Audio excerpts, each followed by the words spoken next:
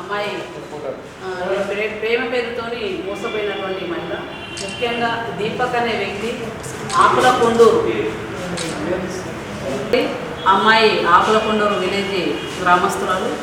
ముఖ్యంగా దీపక్ అనే వ్యక్తి ఆకులకొండూరు అతను కూడా విలేజ్.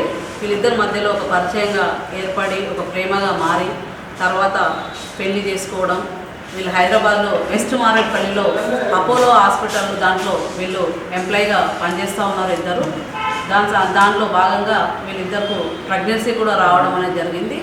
ఇప్పుడు అమ్మాయి ఏదైతే ఎస్సీ క్యాస్ట్ కాబట్టి అతను మున్నూరు కాపు అబ్బాయి కాబట్టి ఈ కుల ఫీలింగ్ల వలన ఈ అమ్మాయి మాకు పనికిరాదు అని చెప్పేసి ఈ అమ్మాయి పైన దాడి చేయడం, అబార్షన్ చేయించడం, అట్లాగే నాకు వద్దని చెప్పేసి అక్కడ ఉన్నటువంటి వాళ్ళ కుటుంబ సభ్యులందరూ మరి వేధిస్తున్నటువంటి పరిస్థితి ఉంది. అందులో భాగంగానే దాదాపు 13 రోజులు అవుతా ఉంది. 13 రోజుల నుంచి రూరల్ పోలీస్ స్టేషన్లో పిటిషన్ ఇచ్చినప్పటికీ ఇప్పటివరకు కూడా స్పందించినటువంటి దాఖలు లేవు. ముఖ్యంగా పోలీస్ యంత్రాంగం ఒక అమ్మాయికి రక్షణ ఉండే పోలీస్ యంత్రాంగం ఈరోజు మరి పట్టించుకోకుండా నిర్లక్ష్యంగా వివరిస్తున్నటువంటి పరిస్థితి ఉంది. అందుకని ఈ ప్రెస్ మీట్ను ఈరోజు అరేంజ్ చేయడం అనేది జరిగింది. ఇక ఉన్నటువంటి అంశాలన్నీ కూడా అమ్మాయి కూడా నేను ఉద్దేశం మానస్తు భూమయ్య. నేను దీపక్ అనే వ్యక్తి ఇంతకాలం పరిచయంలో లవ్గా మారి లవ్ నుంచి మ్యారేజ్ చేసుకుని బల్కంపేట ఎల్లమ్మ దగ్గరికి వెళ్ళి మేము మ్యారేజ్ చేసుకున్నాను. దాని తర్వాత నాకు ప్రెగ్నెన్సీ కన్ఫర్మ్ అయ్యింది. వాళ్ళ అక్క వాళ్ళకి వాళ్ళ ఫ్యామిలీ అందరికీ చెప్పి వాళ్ళు హైదరాబాద్ వచ్చి నాకు అబార్షన్ చేయించడం జరిగింది.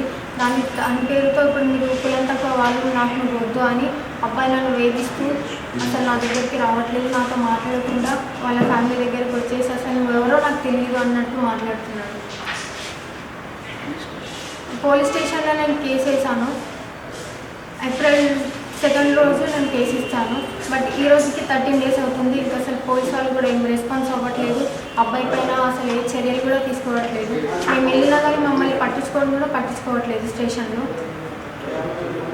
నాకు న్యాయం కావాలని నేను ప్రెస్ మీట్కి కనెక్ట్ అయ్యాను. 1.5 year. మ్యారేజ్ టెంపుల్ మళ్ళీ పెళ్లి చేసుకోండి మళ్ళీ పెళ్లి చేసుకోండి. ప్రెగ్నెన్సీ కూడా వచ్చింది. ఇప్పుడు ఏమో నువ్వు నాకు వద్దు, మీరు కులం తక్కువ, మేమేమో మున్నూరు కాపు, మీరేమో ఎస్సీ మాల అని కులం పేరుతో నాకు వద్దు అని వేధిస్తున్నాను. సో నాకు న్యాయం జరగాలని నేను ప్రెస్ మీట్కి వచ్చాను. కులం పేరుతో వేధించేటైతే పెళ్లి చేసుకుంటుండే అది చేశారు, పెళ్లి చేసుకున్నాడు. చేసుకున్న తర్వాత వాళ్ళ పేరెంట్స్ వద్దంటున్నారని అబ్బాయి కూడా చేంజ్ అయిపోయి కులం పేరుతో వద్దంటున్నారు. మీకు ఎంత పరిచయం అబ్బాయి నాకు అంటే ఇంటి పక్కనే.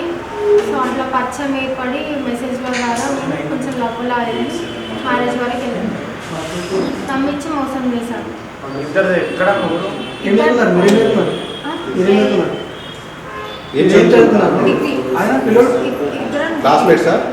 లేదు, అతను హైదరాబాద్లో డిగ్రీ చేశాను, నేను నిజామాబాద్లో డిగ్రీ చేశాను. బట్ అపోలో ఎంప్లాయీగా ఇద్దరం సేమ్ జాబ్ చేస్తున్నాము, ఒకటే ఫార్మసీలో చేస్తున్నాము. అబార్షన్ జనవరిలో అయ్యింది. నేను తీయించను అని అంటే వాళ్ళ ఫ్యామిలీ వాళ్ళు వచ్చిన అబ్బాయిని దాడి చేయడం జరిగింది. ఇప్పుడు వద్దు నీకు మళ్ళీ మ్యారేజ్ చేసాం, తీసేయని వాళ్ళు నాతో బాగా ఇబ్బంది చేసి నాకు ప్రెగ్నెన్సీ అనేది తీయించేశారు. మా పేరెంట్స్కి నేనేం చెప్పలేదు. మా పేరెంట్స్కి అసలు ఏం తెలియదు. వాళ్ళ పేరెంట్స్కి అన్నీ తెలుసు.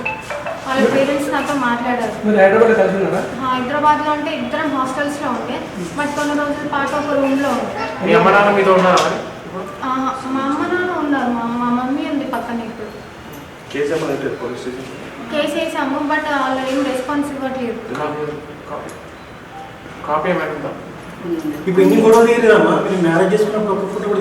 ఉంది, అది కొంచెం తీయించలేదు, తీసుకొస్తున్నారు.